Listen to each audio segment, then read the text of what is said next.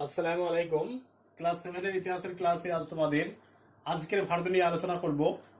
আজকের ভারত সম্পর্কে আমাদের একটা ক্লাস হয়েছে, লাইভ ক্লাস, এবং সেই লাইভ ক্লাসে আমাদের যেটা লাস্ট আলোচনা হলো ভারতীয় সংবিধানের বৈশিষ্ট্য। ভারতের যে সংবিধান, সেই সংবিধানের বৈশিষ্ট্যগুলি আলোচনা করো। এখানে পর্যন্ত তোমাদের কিন্তু শেষ আলোচনা করা হয়েছে। তাহলে এখান থেকে আমরা আজকে শুরু করব যে ভারতের সংবিধানের যে বৈশিষ্ট্য, সেই বৈশিষ্ট্যগুলো আজকে আরেকবার বলবো। ভারতের সংবিধানের বৈশিষ্ট্য।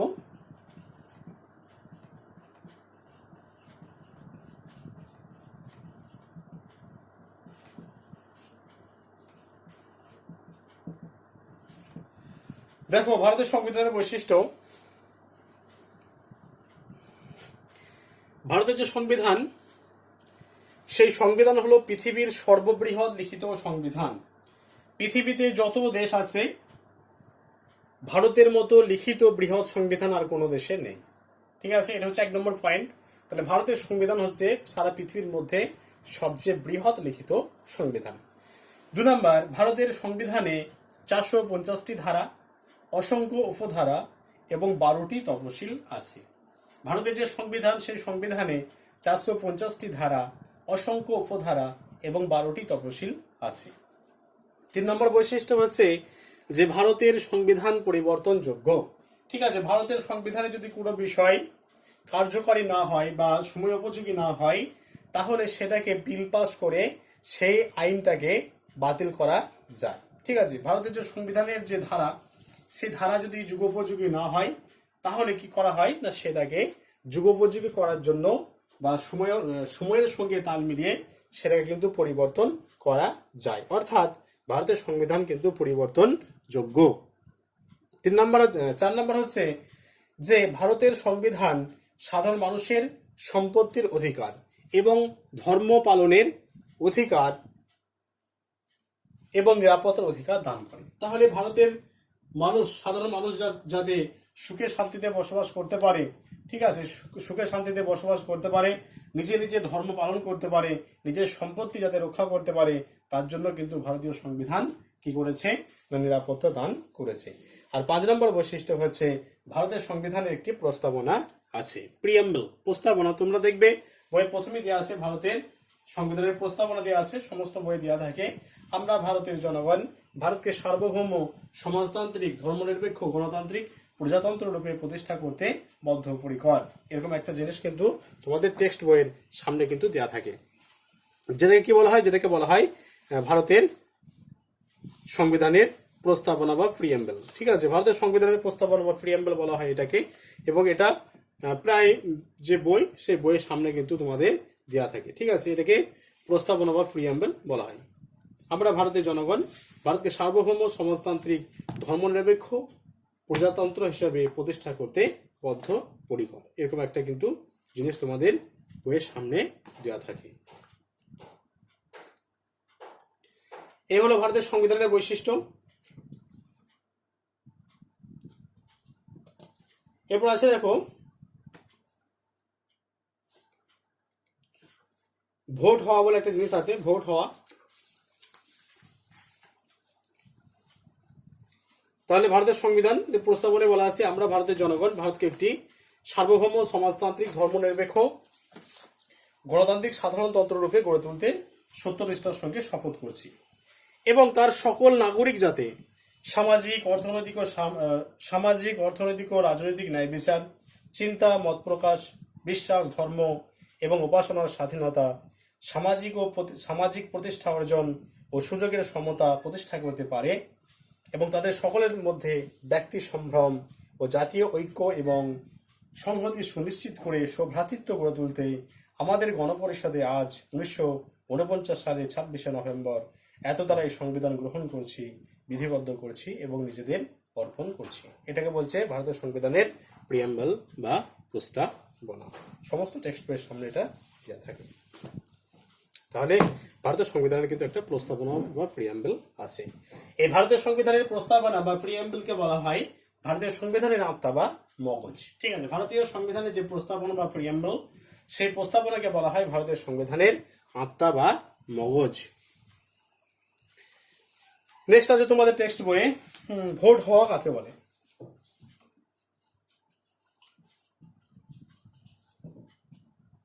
ভোট হওয়া, দেখো ভোট হওয়া সম্পর্কে আমরা সকলে কম বেশি জানি। তাহলে ভোট হওয়া কি হয় না, দেশের সরকার নির্বাচনের যে ক্ষমতা, সেই ক্ষমতা কিন্তু সাধারণ মানুষের আছে। দেশের সরকার নির্বাচনের ক্ষমতা সাধারণ মানুষের আছে। তাহলে সাধারণ মানুষ হচ্ছে সরকার গঠনের প্রধান শক্তি বা শক্তির আধার। এই নিয়ম মেনে প্রতি 5 বছর পরে পরে বা প্রতি 5 বছর অন্তর অন্তর একবার কি হয়, নির্বাচন হয়, যাকে সাধারণ কথায় বলা হয় ভোট হওয়া। ঠিক আছে, তাহলে কি হয় না, সরকার গঠন করার জন্য প্রতি 5 বছর অন্তর অন্তর নির্বাচন হয়। এই নির্বাচনকে সাধারণভাবে বলা হয় কি, বা চলতি কথায় বলা হয় ভোট হওয়া। নেক্সট হচ্ছে গণপরিষদে। নেক্সট প্রশ্ন বলা যেতে পারে, গণপরিষদে ভারতের সংবিধান কবে গৃহীত হয় এবং কবে কার্যকর হয়। এটা খুব ইম্পর্টেন্ট প্রশ্ন।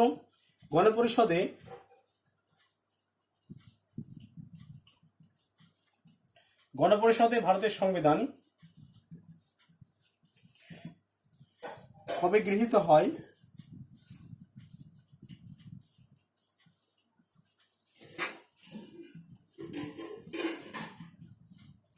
ও কবে কার্যকর হয়।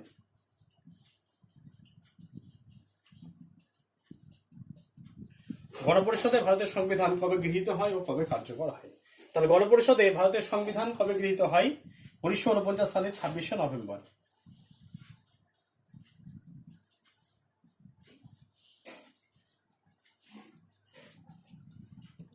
1949 সালে 26শে নভেম্বর গণপরিষদে ভারতের সংবিধান কি হয় না, গৃহীত হয়।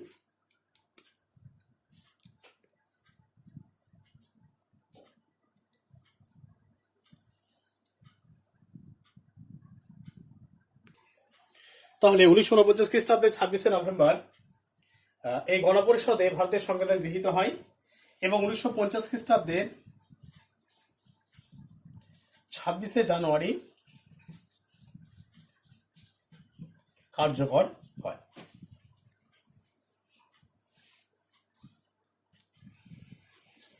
উনিশশো 49 খ্রিস্টাব্দে 26শে নভেম্বর গৃহীত হয় এবং 1950 খ্রিস্টাব্দে 26শে জানুয়ারি সেটি কার্যকর হয়।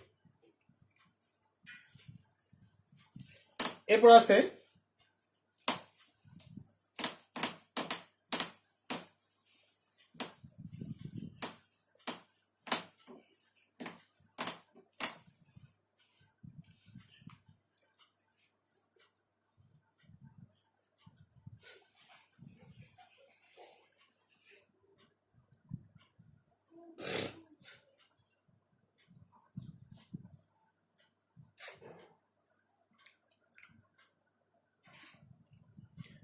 আছে যুক্তরাষ্ট্রীয় সরকার ব্যবস্থা কাকে বলে। আচ্ছা,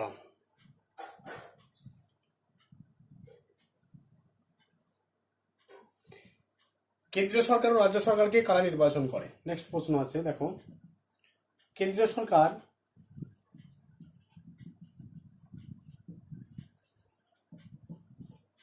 ও রাজ্য সরকারকে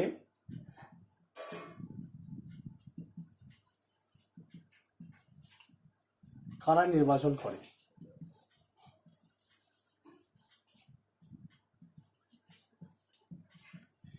কেন্দ্রীয় সরকারকে নির্বাচন করে কারা, ভারতের জনগণ।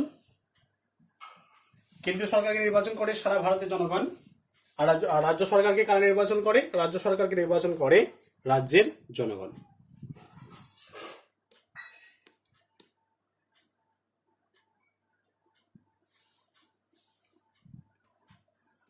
তাহলে এই কেন্দ্রীয় সরকারকে নির্বাচন করে ভারতের জনগণ এবং রাজ্য সরকারকে নির্বাচন করে রাজ্যের জনগণ। নেক্সট হচ্ছে যুক্তরাষ্ট্রীয় সরকার ব্যবস্থা কাকে বলে। যুক্তরাষ্ট্রীয় সরকার ব্যবস্থা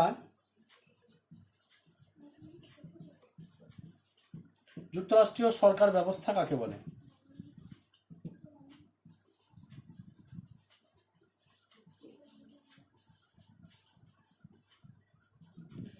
যুক্তরাষ্ট্রীয় সরকার ব্যবস্থা কাকে বলে।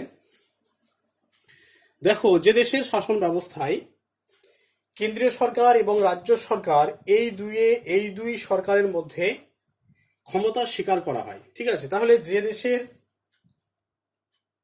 শাসন ব্যবস্থায় কেন্দ্রীয় সরকার এবং রাজ্য সরকার এই দুইয়ের ক্ষমতা স্বীকার করা হয় তাকে যুক্তরাষ্ট্রীয় সরকার ব্যবস্থা বলা হয়।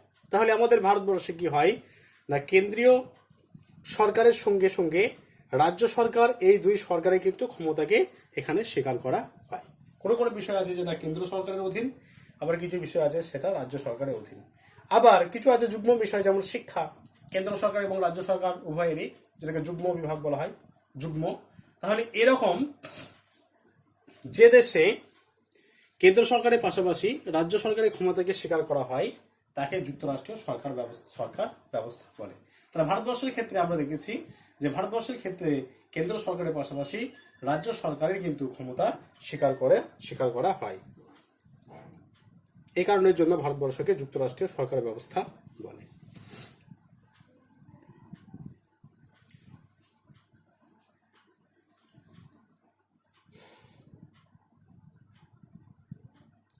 নেক্সট হচ্ছে সরকারি কাজকর্ম চালানোর জন্য কয়টি বিভাগ আছে এবং কি কি। সরকারি কাজকর্ম চালানোর জন্য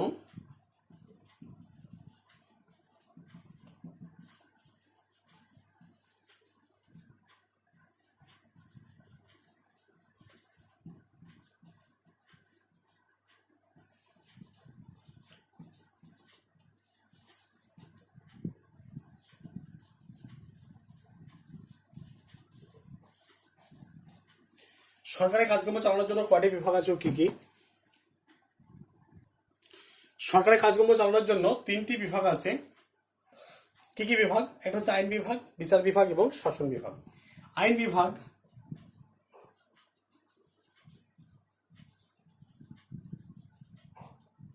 বিচার বিভাগ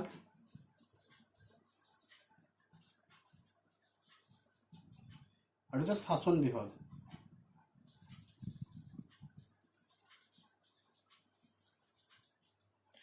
আইন বিভাগ, বিচার বিভাগ এবং শাসন বিভাগ। তাহলে সরকারি কাজকর্ম চালানোর জন্য 3টি বিভাগ আছে। একটা হচ্ছে আইন বিভাগ, একটা হচ্ছে বিচার বিভাগ, একটা হচ্ছে শাসন বিভাগ।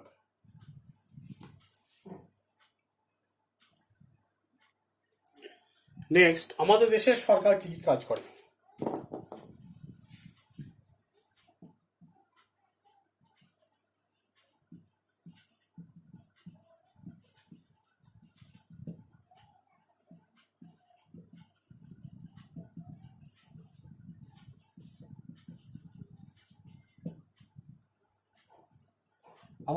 আমাদের দেশের সরকার কি কি কাজ করে দেখো। আমাদের দেশের সরকার যে কাজগুলি করে তার মধ্যে অন্যতম হলো দেশের শাসন ব্যবস্থা পরিচালনা করে। দেশের শাসন ব্যবস্থা সুষ্ঠুভাবে পরিচালনা করে আমাদের দেশের সরকার। তাহলে আমাদের দেশের সরকার কি করে? দেশের শাসন ব্যবস্থা সুষ্ঠুভাবে পরিচালনা করে, এটা একটা দিক। 2 নম্বর হচ্ছে দেশের সাধারণ জনগণ যাতে সুখে শান্তিতে বসবাস করতে পারে তার ব্যবস্থা করে সরকার। 3 নম্বর, দেশের স্বাধীনতা রক্ষা করা সরকারের অন্যতম কাজ। দেশের স্বাধীনতা রক্ষা সরকারের অন্যতম কাজ। 4 নম্বর হচ্ছে দেশের সমস্ত জনগণের কল্যাণ সাধন করা সরকারের অন্যতম কাজ। আর 5 নম্বর হচ্ছে দেশের মানুষ যাতে নিজের ধর্ম পালন ঠিকঠাকভাবে পালন করতে পারে সেদিকেও কিন্তু দেশের সরকার লক্ষ্য রাখে। অর্থাৎ নিজের ধর্ম পালনের ক্ষেত্রে যদি বাধার সৃষ্টি হয় তার জন্য কিন্তু সরকার পদক্ষেপ গ্রহণ করে। অর্থাৎ ভারতবর্ষ হচ্ছে একটা বিভিন্ন সম্প্রদায়, জাতি, ধর্ম, বর্ণ নির্বিশেষে সকলের একটা দেশ। তাহলে সেই দেশে যাতে সাধারণ মানুষরা নিজেদের যে ধর্ম সে ধর্ম পালন ঠিকঠাকভাবে পালন করতে পারে তার ব্যবস্থা করে কিন্তু সরকার।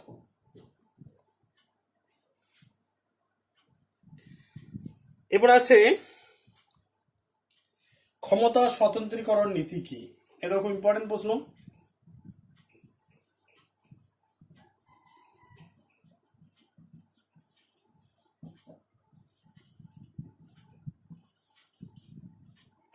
ক্ষমতা স্বতন্ত্রীকরণ নীতি কি? ক্ষমতা স্বতন্ত্রীকরণ নীতি, দেখো ক্ষমতা স্বতন্ত্রীকরণ নীতি এটার প্রবক্তা হলেন মন্তেস্কু। ক্ষমতা স্বতন্ত্রীকরণ নীতির প্রবক্তা হলেন ফ্রান্সের দার্শনিক মন্তেস্কু।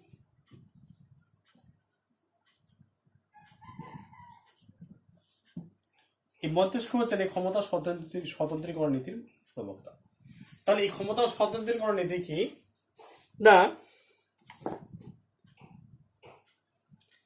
দেখো একটু আগে বলেছি যে সরকারি কাজকর্ম চালানোর জন্য তিনটি বিভাগ আছে। সরকারি কাজকর্ম চালানোর জন্য তিনটি বিভাগ আছে, একটু আগে বলেছি কি কি বিভাগ: আইন বিভাগ, বিচার বিভাগ এবং শাসন বিভাগ। আইন, শাসন আর বিচার।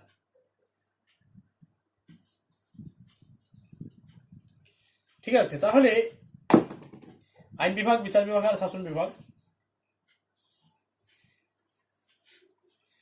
সব দেশে বিচার বিভাগকে আলাদা করে রাখা হয় আইন বিভাগ এবং শাসন বিভাগ থেকে। সব দেশের ক্ষেত্রে এটা কিন্তু প্রযোজ্য। তাহলে সব দেশে কি করে, তাই বিচার বিভাগকে আইন বিভাগ এবং শাসন বিভাগ থেকে আলাদা করা হয়। কেন আলাদা করা হয়? বিচার বিভাগ যাতে তার কাজ সুষ্ঠুভাবে পরিচালনা করতে পারে। ঠিক আছে, বিচার বিভাগ যাতে তার কাজ সুষ্ঠুভাবে পরিচালনা করতে পারে, আইন বিভাগ এবং শাসন বিভাগ যাতে বিচার বিভাগের কাজে বাধা সৃষ্টি না করে, তার জন্যই কিন্তু এরকম ব্যবস্থা অবলম্বন করা হয়েছে। ঠিক আছে, তাহলে কি না, আইন বিভাগ এবং শাসন বিভাগ বিচার বিভাগের কাজে যাতে বাধা সৃষ্টি করতে না পারে, তার জন্য আইন বিভাগ এবং শাসন বিভাগকে বিচার বিভাগ থেকে আলাদা করা হয়।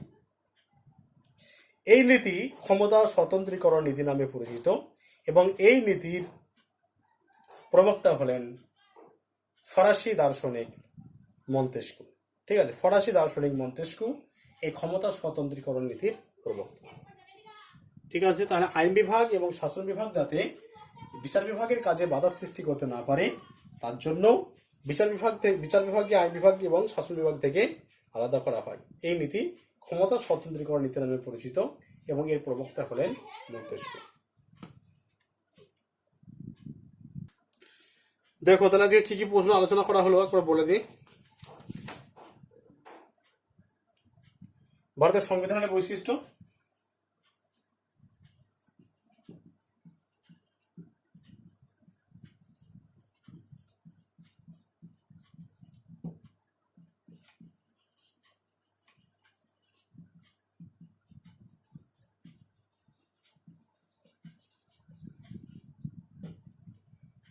দু নম্বর ভোট হওয়া কাকে বলে,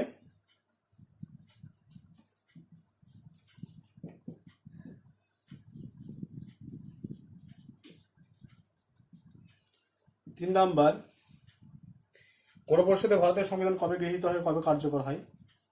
গণপরিষদে ভারতের সংবিধান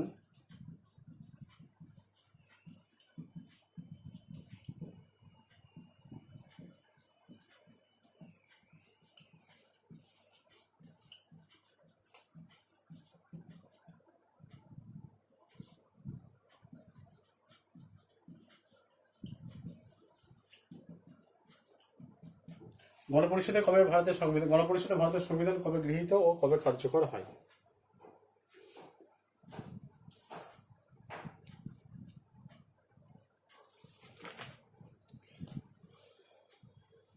তারপর হচ্ছে কেন্দ্রীয় সরকার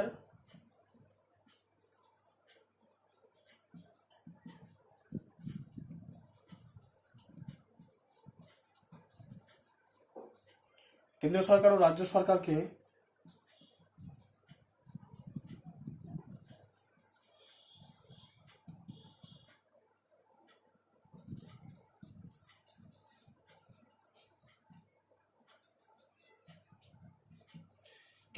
রাজ্য সরকারকে কারা নির্বাচন করে? তারপর আছে যুক্তরাষ্ট্র কাকে বলে?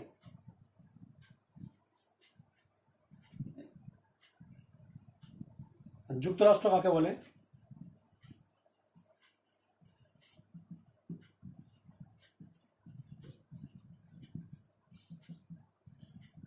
যুক্তরাষ্ট্রের সরকার ব্যবস্থা। তারপরে আছে যুক্তরাষ্ট্রীয়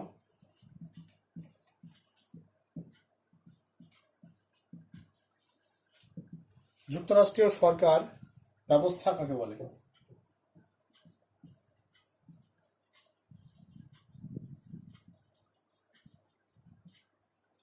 7 নম্বর,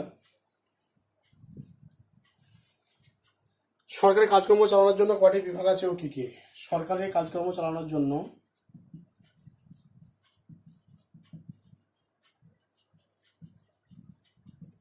সরকারি কাজকর্ম চালানোর জন্য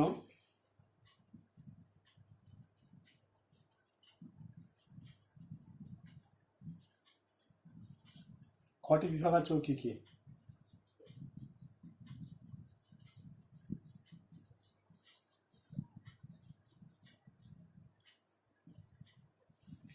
8 নম্বর,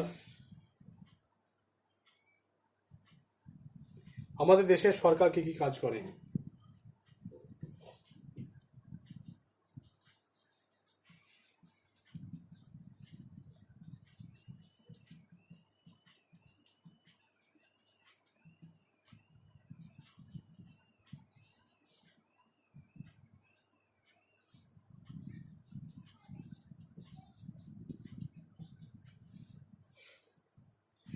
দেখো, এখানে একটা প্রশ্ন উত্তরটা বলতে বলা হয়নি, সেটা হচ্ছে যুক্তরাষ্ট্র কাকে বলে। এই প্রশ্নটা একটু বাকি আছে। দেখো, যুক্তরাষ্ট্র যে দেশে সংবিধান অনুসারে একটি কেন্দ্রীয় সরকার এবং রাজ্য সরকারের মধ্যে, তাহলে যে দেশে সংবিধান অনুসারে একটি কেন্দ্রীয় সরকার এবং রাজ্য সরকারের মধ্যে ক্ষমতা ভাগ করে শাসন ব্যবস্থা পরিচালনা করা হয় তাকে বলা হয় যুক্তরাষ্ট্র। তাহলে ভারতবর্ষ হচ্ছে একটা যুক্তরাষ্ট্রীয় দেশ, এখানে কেন্দ্র সরকার এবং রাজ্য সরকার উভয় আছে। তাহলে যে দেশে সংবিধান অনুসারে একটি কেন্দ্র সরকার, তাহলে ভারতে একটা কেন্দ্র সরকার আছে এবং রাজ্যগুলোতে আছে রাজ্য সরকার, তাহলে একটি কেন্দ্রীয় সরকার এবং রাজ্য সরকারের মধ্যে ক্ষমতা ভাগ করে শাসন ব্যবস্থা পরিচালনা করা হয় তাকে বলে যুক্তরাষ্ট্র। ঠিক আছে, এই প্রশ্নটা বাকি ছিল, বাকিগুলো সব আলোচনা করা হয়েছে। লাস্ট প্রশ্ন যেটা তোমাদের আলোচনা করা হলো সেটা হচ্ছে যে ক্ষমতা স্বতন্ত্রীকরণ নীতি কি? এটা লাস্ট কোশ্চেন তোমাদের, ক্ষমতা স্বতন্ত্রীকরণ নীতি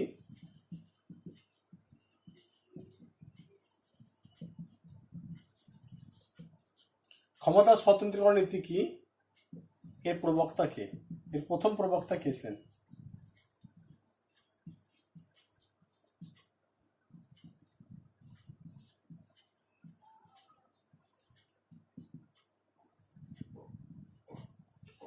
ক্ষমতা স্বতন্ত্রীকরণ নীতি কি? এর প্রথম প্রবক্তা কে ছিলেন? ঠিক আছে, তোমাদের তাহলে এতদূর পর্যন্ত আলোচনা করা হলো। আর একটা ক্লাস, নেক্সট যে লাইভ ক্লাস আছে শুক্রবার দিন, সেই লাইভ ক্লাস এটা কিন্তু শেষ হয়ে যাবে। ঠিক আছে, এটা খুব ছোট চ্যাপ্টার ছিল।